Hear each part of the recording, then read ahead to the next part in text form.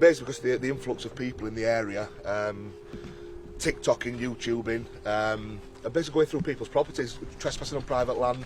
They've been filming themselves doing it as well, you know, so they've been up to the old house, which they're calling the haunted mansion or the abandoned mansion.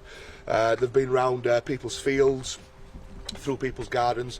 So basically the residents were just basically scared who these people were. And St Michael's has quite an elderly population, so a lot of these are not on YouTube or Facebook, so they didn't exactly know who these people were coming to the village.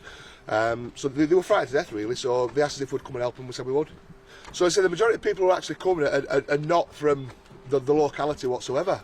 They're from miles away, and we do understand there's a massive interest in the case, but I say people are just trying to, the shock of what's going on anyway, people just want to try and live their lives as normal as they can. Obviously it's just an awful situation we're in at the moment. Well, we was reached out to by the community. There were a lot of scared residents. They approached us. We didn't offer our services. We're not doing it for any other reason than to try and help the community. And they reached out to us and said basically they were frightened, they didn't know what to do. They felt they'd been let down by the police, that there wasn't enough police presence in the area. And that's their words, not mine. So they said we would come along and just try and help all we could. So that's all we're doing. I mean, I'd prefer to be at home with my family, but we're doing this out of the goodness of our heart. There was a dispersal order put in place for, I think it was 48 hours, so if there'd been any antisocial behaviour within that area, the police would just remove them straight away. If we find people on private property, and in fairness, the ones that we have found so far, the minute we've found them, we've spoken to them and they've left of their own accord, which has been very, very good. So that's good. Anything on the public highway or on public land, that's the police to deal with, that's nothing to do with us. But in fairness, we've probably dealt with about 20 or 30 people in total, and when we've approached them, they've realised that they're somewhere they shouldn't be, and they have moved on. Mainly people going through the back of people's gardens, looking in outbuildings, people going to people's farms and looking in outbuildings and sheds and barns. Obviously, you've been speaking about the abandoned mansion. The amount of interest that's been up there has been unreal. We remove from people living there every single night of the week.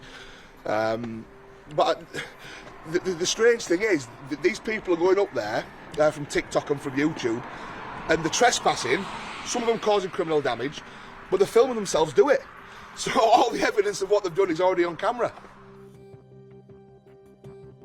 I think probably social media is one of the worst things about them, and especially for younger people and kids. They see things on there and they believe they've got to aspire to it. All they seem to want nowadays is TikTok likes or YouTube views. And I know that there's some genuine people who are trying to help. I do understand that.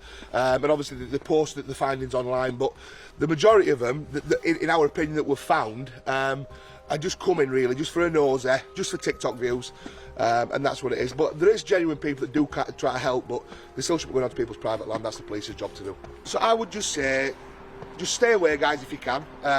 There's got no other reason to come down here, and just let the police do their jobs, let the locals live in peace, and hopefully let's find Nicola basically, you know, and get her back home to her kids.